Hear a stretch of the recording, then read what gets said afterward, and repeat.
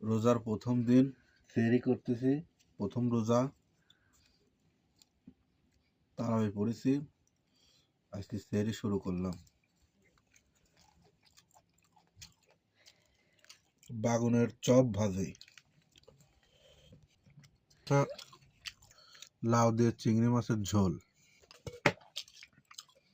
Tomato ভর্তা।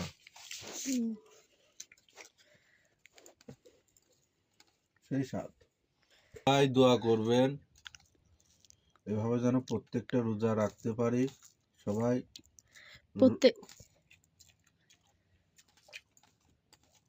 আল্লাহ যদি বাঁচা রাখে প্রত্যেকদিন যেন সেহরি খেতে পারি আল্লাহর রহমতে, সেই দোয়াই করবেন। আর ভালোভাবে যেন আমি রোজা থাকতে পারি। আল্লাহ হাফেজ।